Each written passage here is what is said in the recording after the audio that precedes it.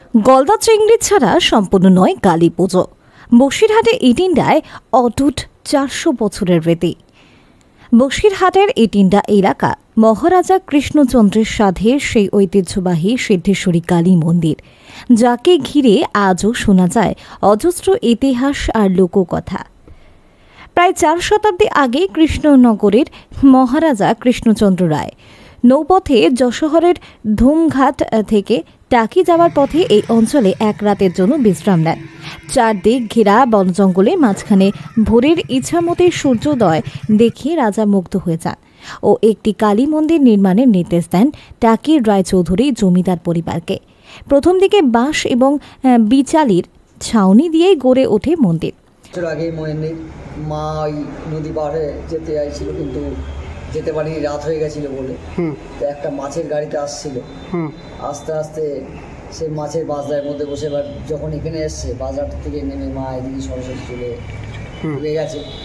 এবার তারপর দিন সকালে উঠে দেখে এখানে একটা বিশাল একটা আবির্ভাব হয়েছে, আর সন্ধ্যেবেলা হলে মায়ের একটা আবির্ভাব দেখা যায়, খুব ভালো। তা তখন আমাদের রাতারাতি একটা রাজা হরিশ দিয়েছিল, জমিদার রাত তাদের যে রাতারাতি মন্দির করতে হবে। পরে সময়ের সঙ্গে সঙ্গে ইটিন্ডা কলবাড়ি সংলগ্ন এলাকায় গড়ে ওঠে আজকের পাকা মন্দির, যা এখনও স্থানীয়দের গর্ব এবং ঐতিহ্যের প্রতীক। তবে এই মন্দিরের বিশেষত্ব শুধু ইতিহাসে নয়, পুজোর রীতিতেও। অন্যত্র যেখানে দেবীর ভোগে দেওয়া হয় খিচুড়ি, ইলিশ বা নিরামিষ খাসির মাংস, সেখানে ইটিন্ডার সিদ্ধেশ্বরী কালী মায়ের পুজো সম্পন্ন হয় না ইছামতির গলদা চিংড়ি ছাড়া। ওই দরমার বেড়া দিয়ে একটা ছোট ঘর, কুড়ে ঘর মতো করে, তার ভিতরে মায়ের পুজো হতো, অর্চনা হতো। প্রচুর প্রসাদের ব্যবস্থা আছে, প্রায় 120-25 করা খিচুড়ি ভোগ হয়। এই প্রথা চলে আসছে যুগ যুগ ধরে। স্থানীয় মৎস্যজীবীরা নদী থেকে যেসব গলদা চিংড়ি ধরেন সেগুলি দেবীর ভোগে নিবেদন করা হয়। এ যেন এক অনন্য সাংস্কৃতিক ঐতিহ্য।